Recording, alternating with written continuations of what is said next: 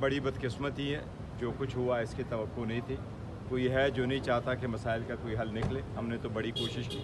Supreme court का order बड़ा वाज़ेह था, अगर उसमें कोई अबहाम था तो रिव्यू की जा सकती थी। सुप्रीम कोर्ट के आर्डर में किसी किस्म का अबहाम नहीं था, इसलिए खान साहब को वहाँ शिफ्ट होना और वहाँ रखना और उसके टेस्ट वगैरह करना ये कानून की मुताबिक, सुप्रीम कोर्ट के ऑर्डर के मुताबिक होना लाजिम था। बड़ी बदकिस्मती है जो कुछ हुआ है, लेकिन देखते हैं आगे क्या होगा। देखो, तौहीनी अदालत एक अलग चीज़ है, लेकिन हम तो ये कोशिश करते रहें कि जो सियासी मसाइल है उसका सियासी हल हो।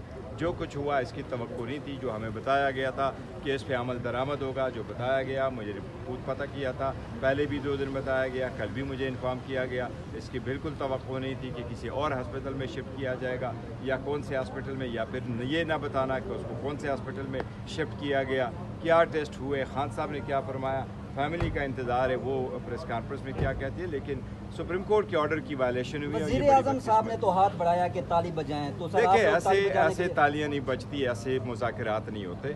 आप अगर इतने बड़े लीडर को, इतनी बड़ी पार्टी को इतना ही स्पेस नहीं दे रहे और आपको एक हॉस्पिटल में मुंतकिल होना मुश्किल है, और अगर आप सुप्रीम कोर्ट के एक ऑर्डर पे अमल दरामद करना मुश्किल है, तो जमहूरियत ऐसे नहीं चला करती।